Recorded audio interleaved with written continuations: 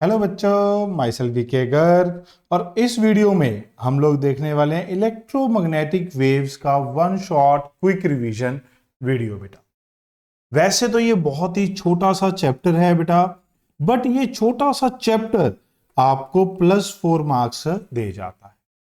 जब हम इस चैप्टर की वेटेज की बात करते हैं, लेंथ और जो टाइम उसको लगता है उसके हिसाब से अगर आप मार्क्स की रेशो देखते हैं तो ये एक हाई वेटेज रेशो चला जाता है। 2-3 फॉर्मूला है बस और +4 मार्क्स पक्के हो जाते हैं।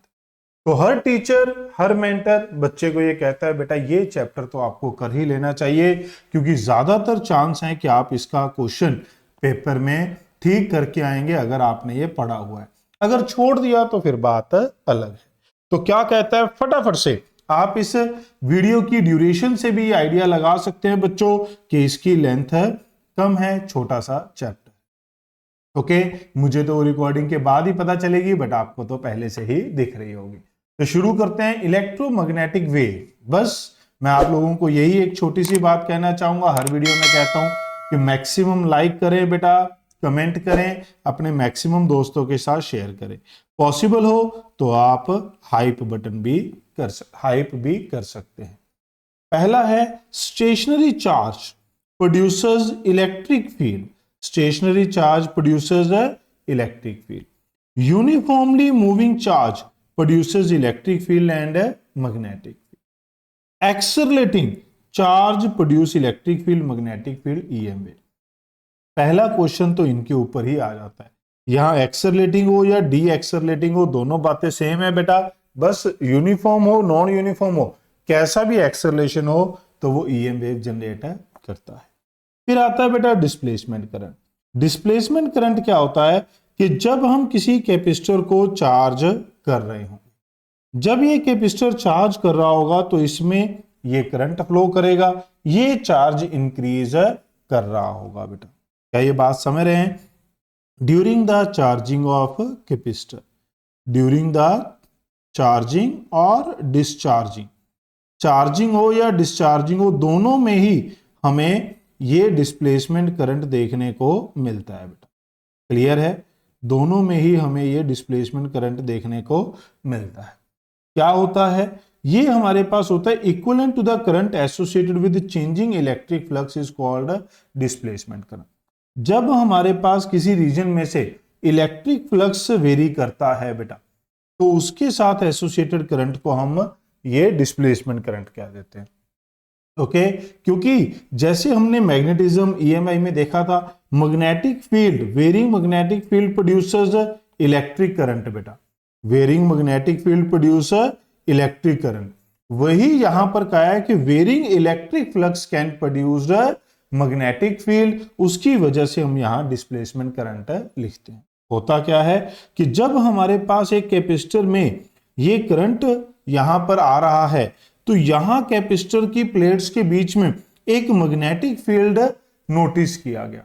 वो मैग्नेटिक फील्ड अगर आएगा तो एम्पियर सर्किटल लॉ कहता है कि इस लूप में से कोई करंट पास होना चाहिए बेटा। तो वो एक्चुअल में यहां पर कोई इलेक्ट्रॉन फ्लो नहीं करते, तो यहां पर एक और करंट आना चाहिए जो कंडक्शन करंट से अलग है, डेफिनेशन वाइज अलग है, वैसे मैग्नीट्यूड वाइज क्या होते हैं? सेम।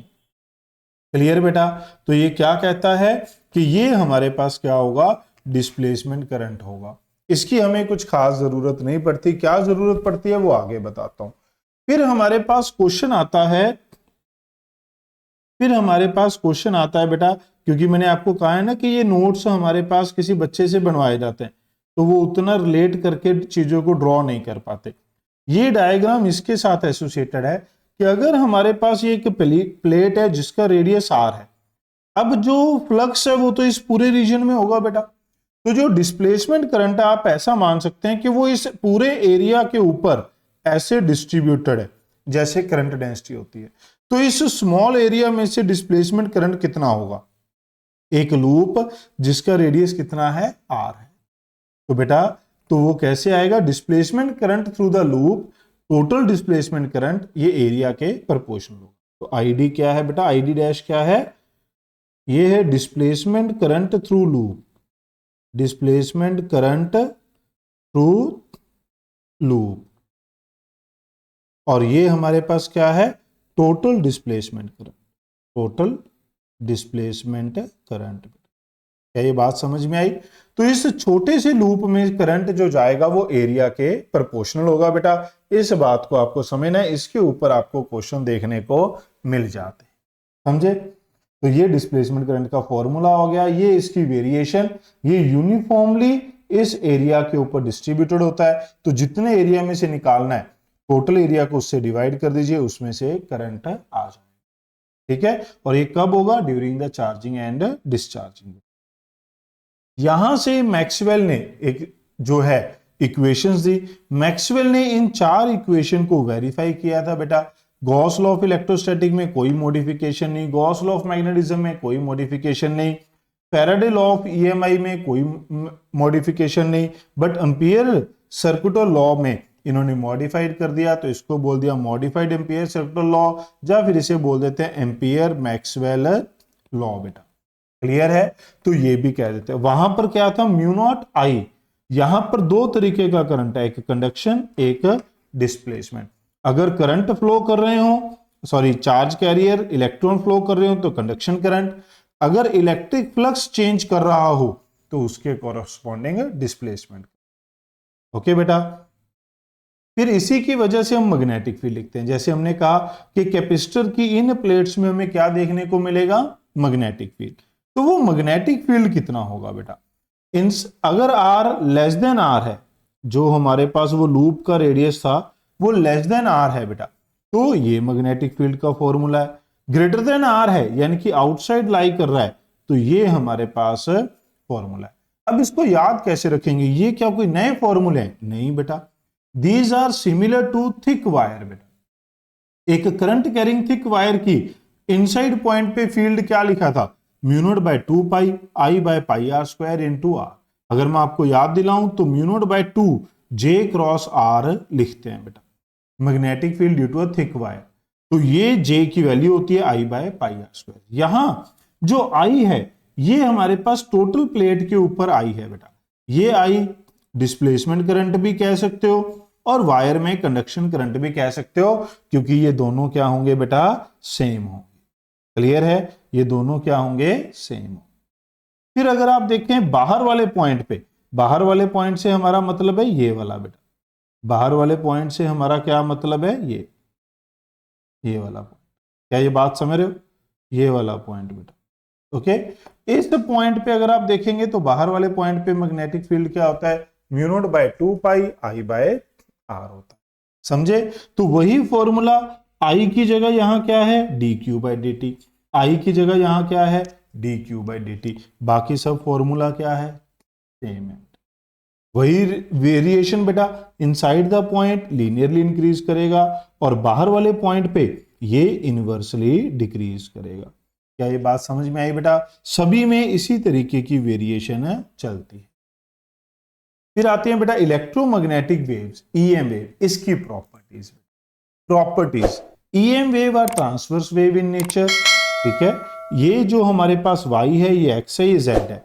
अगर इलेक्ट्रिक फील्ड वाई डायरेक्शन में है, मैग्नेटिक फील्ड जेड में, तो वेव की प्रोपेगेशन एक्स डायरेक्शन में। प्रोपेगेशन ऑफ वेव कौन सी डायरेक्शन में है बेटा? एक्स में। यही यहां लिखा हुआ है। Electromagnetic wave consist of sinusoidal time varying electric and magnetic field acting at right angle to each other as well as at right angle to direction of a propagation। Clear है? Direction of propagation किधर होती है बेटा? अभी इसमें एक बहुत ही important point आएगा आगे चलकर प्रॉपर्टी में बेटा, तो जुड़े रहना है। चाहे ये छोटा सा चैप्टर हो बट आपके मार्क्स देकर जाएगा आपको। डायरेक्शन ऑफ प्रोपेगेशन होती है ई क्रॉस बी से बेटा। बी क्रॉस ई नहीं करना, क्या करना है? ई क्रॉस बी आपको डायरेक्शन ऑफ प्रोपेगेशन के लिए करना है। क्या ये बात समझ में आई बेटा? ओके, तो इस बात का ध्यान आपको रखना है। अब ये अगर ये तो क्रॉस प्रोडक्ट है तो मैग्नीट्यूड भी है, डायरेक्शन भी है। अगर मैग्नीट्यूड से डिवाइड कर दें तो सिर्फ डायरेक्शन आ जाएगी बेटा, तो डायरेक्शन के लिए ये लिख सकते हैं। अब ई क्रॉस बी की मैग्नीट्यूड होती है E B sine theta. But ये तो ऑलरेडी परपेंडिकुलर है, तो साइन 91, इसलिए हम इसको इस तरीके से भी लिख सकते हैं बेटा। क्या ये बात समझ में आई आपको? क्लियर है? चलिए फिर अगर आप देखें स्पीड ऑफ वेव बेटा, स्पीड ऑफ वेव हमारे पास क्या है, ये 3 × 10⁸ मीटर पर सेकेंड वैक्यूम में होती है बच्चों। अगर ये देखिए formula in terms of electric and magnetic field बेटा, सबसे ज्यादा यूज तो यही होगा। इलेक्ट्रिक, ये है इलेक्ट्रिक फील्ड एम्पलीट्यूड, ये है magnetic field amplitude. Electric field amplitude बहुत बड़ी होगी, यहां से हमें ये पता चल गया। क्यों? क्योंकि इलेक्ट्रिक फील्ड किसके बराबर है? C × B0 के बेटा, समझे। फिर यहां पर C की वैल्यू, ये वाला फॉर्मूला काफी ज्यादा यूज होता है बेटा, ये हम रे ऑप्टिक्स में भी लिख चुके हैं, 1/√μ0ε0। ये यूनिट डायमेंशन एरर में भी आ जाता है कि बताओ μ0ε0 की यूनिट क्या है, सीधा यही पूछ लेता है। तब भी आपको ये याद रखना है कि ये किसका फॉर्मूला होता है? स्पीड ऑफ लाइट का। मीडियम के अंदर क्या होगी बेटा? मीडियम के अंदर स्पीड यहां μ0 की जगह E0 की जगह ε0 की जगह एप्सिलॉन आ जाएगा बेटा। ये एप्सिलॉन है, क्या है बेटा? एप्सिलॉन, ठीक है। ये क्या है बच्चों? एप्सिलॉन है। तो यहां हमने वैल्यू पुट कर दी, तो ये C/μr बन गया। रिफ्रैक्टिव इंडेक्स हमारे पास क्या हो जाता है? μr epsilon.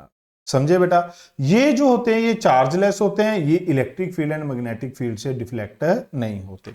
फिर ई अगर हम देखें, ये इक्वेशन बेटा यहां पर ध्यान देना है, वेव चैप्टर की भी हम वन शॉट ऑलरेडी अपलोड कर चुके हैं जो थोड़ी पुरानी है बेटा, वहां पर भी इन इक्वेशन पे काफी जोर दिया गया था। अगर आप ध्यान से देखें तो ये हमें बताता है एम्पलीट्यूड, ये बताता है डायरेक्शन जिसमें इलेक्ट्रिक फील्ड है, ये हमें एक्स बताता है जिस डायरेक्शन में वेव प्रोपेगेट कर रही है, ये साइन हमें बताता है कि उस एक्सिस के लॉन्ग पॉजिटिव है या नेगेटिव है, ये माइनस साइन क्या बताता है? Sine of omega T and K X is not same then wave travel in positive. अगर दोनों का sine negative negative positive positive हो जाए तो वेव नेगेटिव एक्स की तरफ ट्रेवल करती है। ऐसे ही मैग्नेटिक फील्ड है बेटा, ये एम्पलीट्यूड है, ये मैग्नेटिक फील्ड की डायरेक्शन है और ये हमें वेव की डायरेक्शन के बारे में बताता है। क्या ये बात समझ में आई बेटा? Axis along which wave is propagating, वो हमारे पास एक्स बताता है। क्लियर है? फिर आता है E and B are in same phase, यहां पर ध्यान से देखना है बेटा, but E is perpendicular to B. इन दोनों चीजों को समझना है। बच्चा फेज को और इस परपेंडिकुलर को सेम समझ लेता है बेटा, ये गलती आपको नहीं करनी है। बच्चा कहता है, क्योंकि क्वेश्चन में होता है what is the phase between E and B, option होंगी 0, 90 डिग्री, 180। बच्चा बोलता है यार ये तो परपेंडिकुलर होते हैं, 90 डिग्री मार्क कर देता है। सेम फेज का मतलब क्या है बेटा? यहां सेम फेज का मतलब है both attain maximum value at same time and minimum value at same time. क्या ये बात समझ रहे? दोनों अपनी मैक्सिमम और मिनिमम वैल्यू सेम टाइम पे अटेन करते हैं, इसलिए इनको सेम फेज में कहा जाता है। क्या ये मेरी बात समझ में आई बेटा? अगर मैं इसको यहां रेफरेंस के लिए ऐसे एक एक्सेस बना लूं ऐसे, तो क्या होगा? अगर ये बी ई इधर बढ़ रहा है तो बी इस तरफ बढ़ रहा होगा, बी आएगा ये ई आएगा, वेव इधर जा रही है बेटा। क्या ये बात समझ रहे? ये दोनों सेम फेज पे टाइम पे बढ़ेंगे, सेम टाइम पे फिर से 0 हो जाएंगे, तो उस चीज को कहा जाता है सेम फेज। बट डायरेक्शन, ये अगर y की तरफ बढ़ेगा तो ये k की तरफ बढ़ जाएगा, समझे? z की तरफ बढ़ जाएगा। This is the main point जहां अक्सर बच्चे पेपर में धोखा खाते हैं। मैंने कई बार टेस्ट में ये क्वेश्चन डाला है, बच्चे 90 डिग्री मार्क कर देते हैं, पूछा जाता है फेज के बारे में। एनर्जी बेटा, energy of EM wave, average electric energy density क्या होती है बेटा? 1/2 epsilon not E square, 1/2 epsilon not E square बेटा। ठीक है, ये जो ई है ये कौन सी वैल्यू है? आरएमएस। अगर आप इसे पीक वैल्यू में कन्वर्ट करेंगे, आरएमएस वैल्यू किसके बराबर होती है बेटा? Peak divide by √2। तो यहां पर 2 की जगह क्या आ गया बेटा? यहां 2 था, यहां क्या आ गया? 4 आ गया। ऐसे ही मैग्नेटिक फील्ड में एनर्जी है बेटा, वो भी ऐसी कन्वर्ट हो गई। ये वैल्यू कौन सी थी? आरएमएस, और ये वाली कौन सी है बेटा? Peak value. समझ में आई बेटा बात? जो एवरेज एनर्जी डेंसिटी होगी वो क्या होगी बेटा, दोनों का सम हो जाएगा, वो दोनों का क्या हो जाएगा बेटा, सम। अब हमें ये ध्यान में रखना है कि दोनों में जो एनर्जी होती है वो सेम होती है, एनर्जी इज इक्वली डिस्ट्रीब्यूटेड। इसलिए मैंने ये लाइनें लिखी हैं क्योंकि बच्चा सिर्फ मैथमेटिकल रिलेशन देख के याद नहीं रख पाता कि यहां क्या मतलब है। Energy is equally distributed among electric and magnetic field बेटा। अगर ऐसी बात है तो ये तो डबल हो गया बेटा, तो ये डबल हो गया, तो यानी कि 1/2 इसका डबल करेंगे तो 1/2, या फिर इसका डबल कर देंगे तो 1/2 B0² हो जाएगा।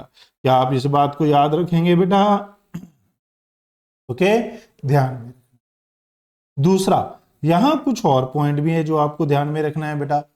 टाइम पीरियड क्या होता है इसका एनर्जी का, टाइम पीरियड ऑफ एनर्जी बेटा ये हमारे पास कितना होता है, T/2। तो फ्रीक्वेंसी क्या हो जाती है बेटा, फ्रीक्वेंसी हो जाती है 2f। किसके रिस्पेक्ट में, इलेक्ट्रिक एंड मैग्नेटिक फील्ड के रिस्पेक्ट में। और क्या ध्यान में रखना है, electric and magnetic field energy become maximum at same time, become maximum at same time and minimum at same time.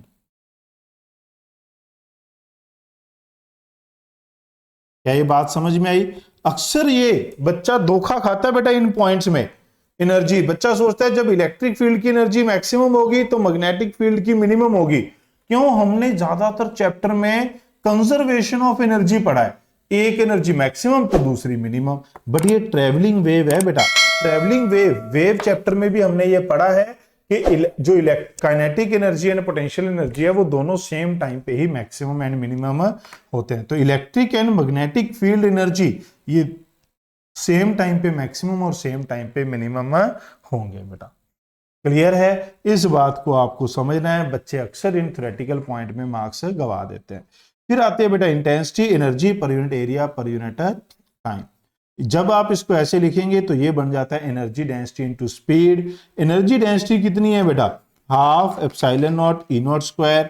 ये मैंने इसलिए इस तरीके से थोड़ा डिटेल से लिखा था बेटा यहां पर, क्योंकि अक्सर बच्चे कंफ्यूज होते हैं, वो पूछते हैं सर कभी 1/2 है कभी 1/4। तो ये पीक है, ये RMS है। जब आप सम कर रहे हैं टोटल में तो हम पीक लेकर चल रहे हैं, तो इसलिए यहां पर 1/2 हो गया क्योंकि ये दोनों डबल हो गए बेटा। ओके, तो ये बन गया बेटा फॉर्मूला। ये किसका हो गया, इंटेंसिटी ऑफ EM वेव हो गया।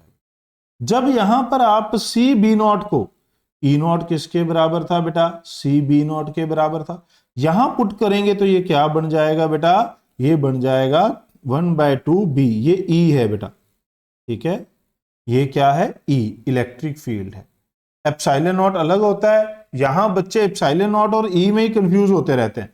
अब मैंने भी क्योंकि फाइल बाहर से बनवाई है बेटा, तो वो बच्चा भी थोड़ा कंफ्यूज है कि कभी सर ने ऐसे डाल रखी है E, कभी ऐसे, तो ये E0 है बेटा। ओके, आपको कंफ्यूज नहीं होना है। ओके, फिर आता है पॉइंटिंग वेक्टर बेटा। ये थोड़ी प्रोनाउंसिएशन अलग अलग हो सकती है, आपकी अलग है मेरी अलग है। पॉइंटिंग वेक्टर बेटा ये हमें क्या बताता है, इसी एनर्जी फॉर्मूला को लिखा जाता है। बस यहां क्योंकि RMS है तो ये 2 का फैक्टर यहां से हट जाता है। तो ये क्या बन गया, E×B/μ0। अब μ0 H क्या होता है, B/μ0 क्या होता है, H। तो यहां क्या आ गया बेटा, H मैग्नेटिक इंटेंसिटी। ये फॉर्मूला आ गया पॉइंटिंग वेक्टर का। होता क्या है ये डिफाइन किया है, it is the vector associated with the direction of propagation of energy per unit time per unit area. यानी कि एनर्जी तो एक स्केलर क्वांटिटी थी बेटा, बट जब वेव प्रोपेगेट करेगी तो उसके साथ एनर्जी एसोसिएटेड होगी। तो हमने इस एनर्जी वेक्टर को नाम दे दिया पॉइंटिंग वेक्टर, इंटेंसिटी वेक्टर को नाम दे दिया पॉइंटिंग वेक्टर। समझे बेटा? फिर आ जाता है बेटा प्रेशर एक्सर्टेड। ये फॉर्मूले सबको याद होते हैं। मोमेंटम एसोसिएटेड क्या होता है, ये हमने मॉडर्न फिजिक्स में देखा था, एनर्जी बाय C। ये U यहां पर क्या है, एनर्जी। U यहां पर क्या है बेटा, एनर्जी है। प्रेशर एक्सर्टेड क्या होता है, force upon area, change in momentum by area into time. जब आप उसको कन्वर्ट करते हैं, अगर रिफ्लेक्टिंग सरफेस है और रेज नॉर्मली फॉल करती है तो 2I/c। ये मैंने आपको मॉडर्न फिजिक्स में भी बता रखा है बेटा। एब्जॉर्बिंग सरफेस है, जाकर एब्जॉर्ब हो जाएगी तो I/c। अगर ये रिफ्लेक्टिंग सरफेस और इंसिडेंट रे एंगल पे आ रही है, एंगल किसके साथ, नॉर्मल के साथ, तो 2i cos square theta by C हो जाएगा।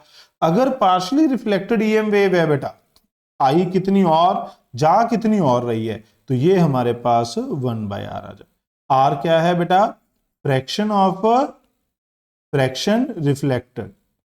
Reflected waves. ठीक है भी, कितनी फ्रैक्शन ये रिफ्लेक्ट हुई है बेटा, क्लियर है। फिर आ जाता है हमारे पास ईएम वेव स्पेक्ट्रम। जैसे मैं कह रहा हूं ये छोटा सा ही चैप्टर था। ईएम वेव स्पेक्ट्रम में हमारे पास क्या है, स्पीड होती है वेवलेंथ इनटू फ्रीक्वेंसी। तो अगर हम वेवलेंथ याद करते हैं, कभी अगर मान लो क्वेश्चन में दे दिया कि इस फ्रीक्वेंसी की वेव कौन सी वेव है या कौन सी स्पेक्ट्रम में लाई करेगी, तो वहां से बेटा आप क्या निकाल लोगे, पहले वेवलेंथ। वेवलेंथ क्या हो जाएगी, c/f। फिर आप उसको इसके साथ कंपेयर कर सकते। इसको याद रखने के लिए एक शॉर्ट ट्रिक बनाई जाती है बेटा।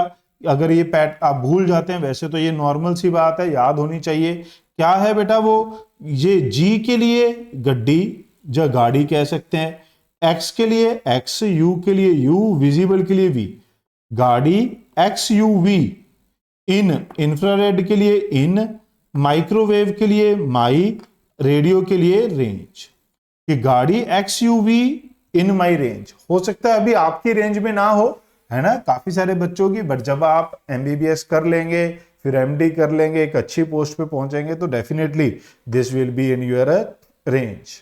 ओके, तो गाड़ी X U V in my range, तो यहां से आप इस ऑर्डर को याद रख सकते। वेवलेंथ की वैल्यू याद रखने के लिए आपको शुरुआत करनी है कहां से, विजिबल से। विजिबल होती है 400 से 700। इससे नीचे वाली एक वैल्यू और याद रखनी है, 400 से जब तक ये चलेगा नैनोमीटर, तब तक हमारे पास अल्ट्रावायलेट है। तो 400 से छोटा कितना है, कहां तक जाना है, 1 तक जाना है। 400 से 1 तक चलेगी, मिनिमम 1 ही तो है, उसके बाद तो फ्रैक्शन शुरू हो जाएंगे, तो वो हमारे पास क्या हो गई, अल्ट्रा। उससे छोटी चली जाएंगे बेटा 1000 के फैक्टर तक, 1 नैनोमीटर से 10⁻³ आप इसको एंगस्ट्रॉम में भी कन्वर्ट कर सकते हैं, आप इसको नैनोमीटर में भी याद रख सकते हैं बेटा, क्लियर है। तो आपको कौन कौन सी मेनली याद रखनी है, ये सबसे ज्यादा क्वेश्चन एक्सरे के होते हैं। विजिबल से 400 से 101 यूवी, उससे 1000 नीचे तक एक्सरे। इससे बड़ी ये एक लार्ज रेंज है बेटा, तो ज्यादातर अगर विजिबल से बड़ी है तो वो कौन सी होगी, इंफ्रारेड होगी। आप देख सकते हैं 700 नैनोमीटर से 1 मिलीमीटर, ये 10⁻⁻7 है, ये 10⁻⁻3, तो 10⁻⁴ रेंज तक इंफ्रारेड रेज ही लाई करते हैं, कि लार्ज रेंज है। उसके बाद ये माइक्रो है और उसके बाद ये रेडियो है, समझे, क्लियर है। तो यहां पर आपको चीजों को समझना है। ये भी बड़ी रेंज है, देखिए ये -3 था, ये -1 है ना। तो इस तरीके से आप चीजों को देख सकते हैं।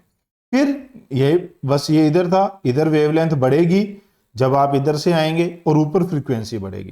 तो अल्ट्रावायलेट की फ्रीक्वेंसी ज्यादा है, एक्स की ज्यादा है, गामा की सबसे ज्यादा है।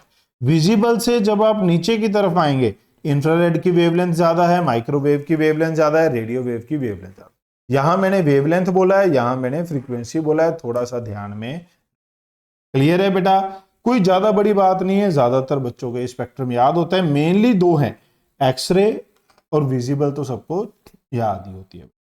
फिर इसकी एप्लीकेशन के ऊपर बेस्ड क्वेश्चन आते हैं बेटा। नीट में कुछ ज्यादा इसकी एप्लीकेशन के ऊपर बेस्ड क्वेश्चन नहीं आए हैं, बट अगर आप जेईई मेन देखें तो कई बार इन एनसीईआरटी की लाइन से उठकर डायरेक्ट क्वेश्चन पूछे गए हैं बेटा, क्लियर है। वो हम जल्द ही जब इसकी जेईई मेन पीवाईक्यू वीडियो लेकर आएंगे, तो अब आप उसमें भी देख सकते हैं। तो यहां पर क्या है, ध्यान से देखेंगे। Radio waves are produced by accelerated motion of charges in conducting wire.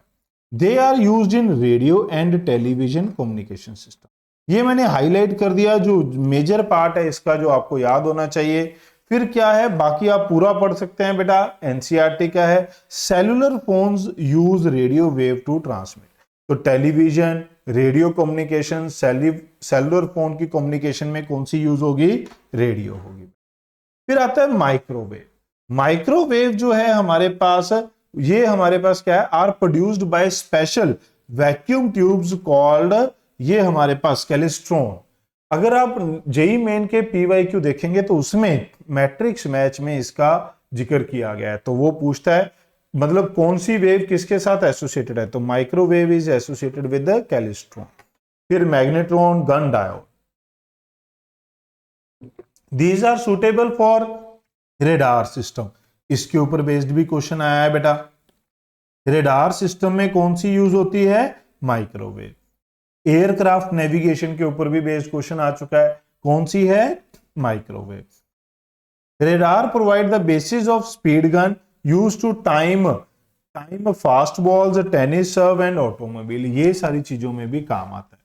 फिर ये एक मैंने अलग कलर से हाईलाइट किया है क्योंकि ये एक पूरी एप्लीकेशन है।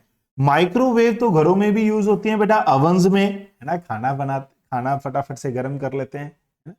Are interesting domestic appliances. ऐसा क्यों होता है, in such oven the frequency of microwave is selected to match the resonance frequency of water molecule. जब इन दोनों की रेजोनेंस फ्रीक्वेंसी मैच करेगी बेटा तो एम्पलीट्यूड बढ़ जाएगा। एम्पलीट्यूड बढ़ने से वो ज्यादा वाइब्रेट करेंगे, उनकी एनर्जी बढ़ जाएगी, तो टेम्परेचर बढ़ जाता है बेटा। So that energy from the wave is transferred efficiently to the kinetic energy of the molecule and this raise the temperature of any food containing water बेटा, समझे। फिर जैसे कि हमने कहा था इंफ्रारेड की रेंज बड़ी है तो इसका पैराग्राफ भी बड़ा है और काफी सारी चीजें हैं जो याद रखनी है। Infrared waves are produced by hot bodies and molecules. Infrared waves are sometime referred as heat waves बेटा, हीट वेव्स भी हैं। This is because water molecule present inside most material readily absorb infrared. अब दो चीजें हैं, water molecule की frequency के साथ मैच करती है microwave, but water molecule absorb किसको करते हैं रेडली, वो कौन सी वेव है, इंफ्रारेड। क्या ये बात समझ रहे हैं बेटा। Many other molecules for example CO2, NH3 also absorb infrared waves. After absorption, their thermal motion increase that heat up and heat their surrounding. Infrared lamps are used in physical therapy. ये भी आ चुका है बेटा, उन्होंने physiotherapy बोला था, यहाँ physical therapy बोल दिया। तो कौन सी लाइट यूज होगी बेटा, इंफ्रारेड यूज होगी, किसमें, फिजिकल थेरेपी में। Infrared radiation also play an important role in maintaining the earth warmth or average temperature through greenhouse effect बेटा।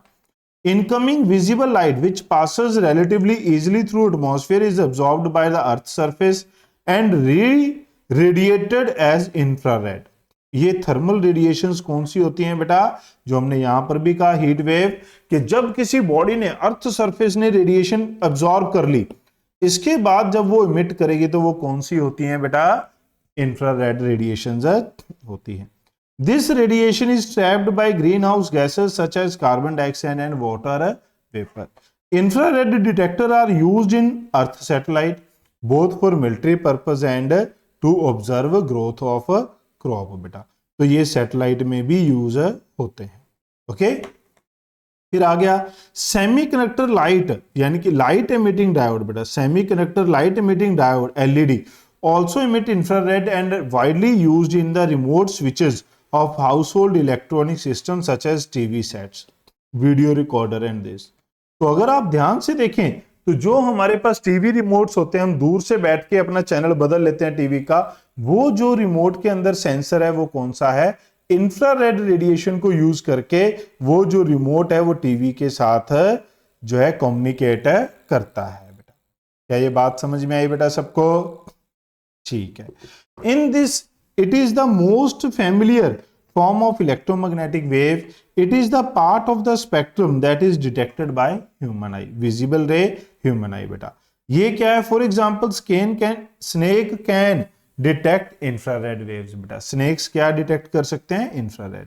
बाकी आप पढ़ सकते हैं बेटा, ये PDF आपको डिस्क्रिप्शन में से मिल जाएगी, आप डाउनलोड कर सकते हैं। अल्ट्रावायलेट रेज का भी देखिए पैराग्राफ काफी बड़ा है। Ultraviolet rays is produced by special lamp and very hot bodies. Sun is the most important source of ultraviolet rays. But fortunately, किस्मत है हमारी, most of it is absorbed by the ozone layer. In the atmosphere, ozone layer इसको absorb कर लेती है तो हम survive कर पा रहे हैं बेटा।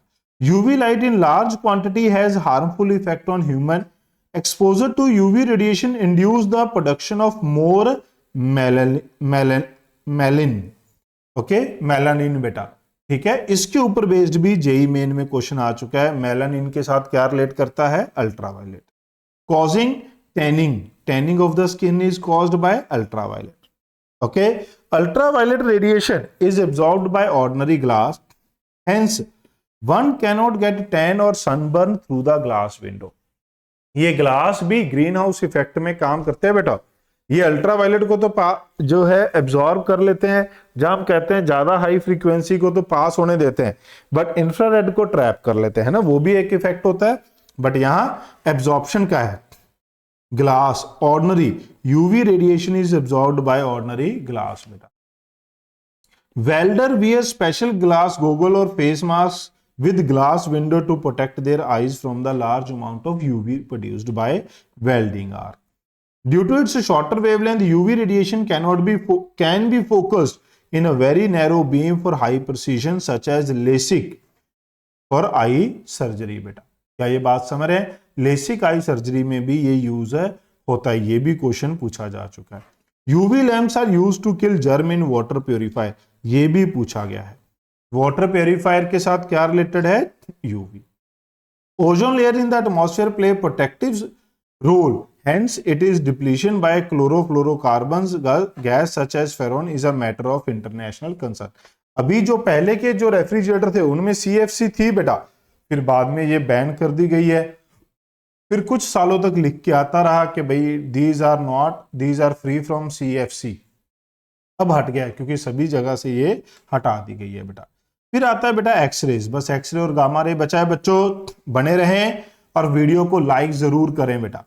One common way to generate X-ray is to bombard a metal target by high energy electron. X-ray को हमने बताया भी था बेटा, एक्सरे की एप्लीकेशन होती है कि अगर एक हैवी टारगेट के ऊपर आप एक्सरे ये इलेक्ट्रॉन का हाई एनर्जी इलेक्ट्रॉन फॉल कराएंगे तो यहां से एक्सरे इमिट होता है बेटा। X-ray are used as diagnostic tool in medicine and as a treatment of certain form of cancer. सबको मालूम है बेटा, एक्सरे कराते हैं जब भी कोई फ्रैक्चर हो जाता है वो हमें पता लगता है, बट एक्सरे डैमेज और destroy living tissues and organism. Care must be taken to avoid unnecessary exposure.